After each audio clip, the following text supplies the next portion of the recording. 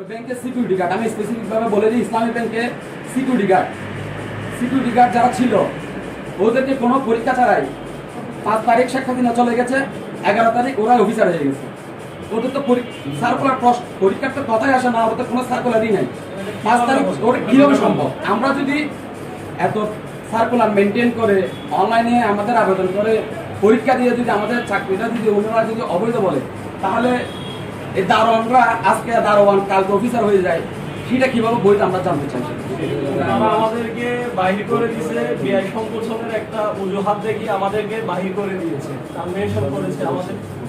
এবং আমাদের সদরবিধি করছে। আমরা ফার্স্ট সিকিউরিটি ব্যাংকে আমি যেটা ছিলাম, সে ব্যাংকে দেখতে পেয়েছি যিনি চেয়ারম্যান সাহেব, মান্নান সাহেব, আমরা থাকা অবস্থায় উনি যে বিভিন্ন ধরনের ব্যাংকিং প্রোগ্রামগুলো করছে, আমাদের অফিসে এসেছিল, জনান অফিসের প্রোগ্রাম ছিল, ওনার পিছনে আমাদের একটা ইয়েলো পেজ ছিল, ইয়েলো পেজ মানে ব্যাংকের কর্মকর্তাদের লিস্ট আমরা সেখানে দেখতে পেতাম।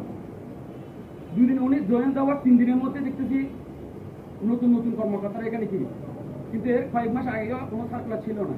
ওনার পিছনে সবগুলো বিভিন্ন রকমের স্টাফ অবৈধভাবে স্বজনপ্রীতির মাধ্যমে অথবা ওনার বিভিন্ন রকমের টাকার বিনিময়ে, অর্থের বিনিময়ে উনি নিয়োগ দিয়ে ওনার সাথে সাথে রাখতেছে।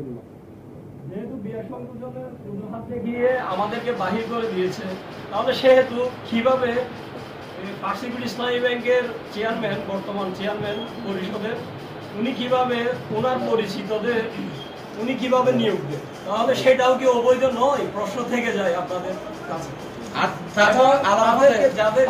যাদেরকে ওইখানে নিয়োগ দেওয়া হয়েছে তাদের প্রত্যেককে কনফার্মেশন হওয়ার আগে 7 মাসের মাথায় উনি কনফার্মেশন ঘটিয়ে ঈদের বোনাস দেওয়ার জন্য তাদেরকে 7 মাসে বেআইনিভাবে কনফার্মেশন ঘটিয়েছে।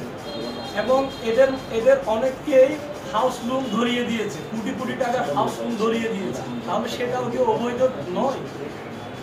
যেখানে ফার্স্ট সিকিউরিটি ইসলামী ব্যাংকে 20 থেকে 15 বছর চাকরি করার পরেও হাউস লোনের অ্যাপ্লাই করে হাউস লোন পায় না, সেক্ষেত্রে তারা 7 মাস চাকরি করে কেমনে তাদের স্যালারি বাড়ে, তাদের বেসিক বাড়ে, তারা কিভাবে হাউস লোন পায়?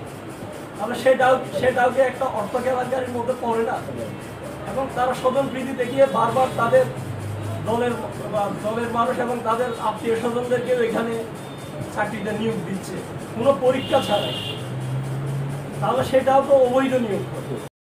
আমরা শান্তিপূর্ণ কর্মসূচি দিয়েছি, ভবিষ্যতে যদি আমাদের দাবিটা মেনে নেওয়া না হয় তাহলে আমরা কঠোর থেকে আরো কঠোরতর আন্দোলনে কর্মসূচি দিতে বাধ্য হব।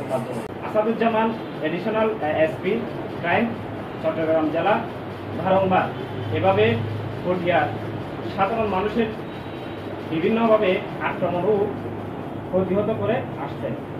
পটিয়ার সাধারণ মানুষদের সাথে ওনার এমন বিদ্বেষমূলক ও মারমুখী আচরণের উদ্দেশ্য কি আমরা জানতে চাই। ওনার আচরণ ফ্যাসিস্ট আমলের পুলিশদের মনোভাবের সাথে অনেকটাই মিল সম্পন্ন। ভবিষ্যতে আমরা আমাদের শান্তিপূর্ণ যৌক্তিক আন্দোলনে সার্বিকভাবে প্রশাসনের সহযোগিতা কামনা করছি।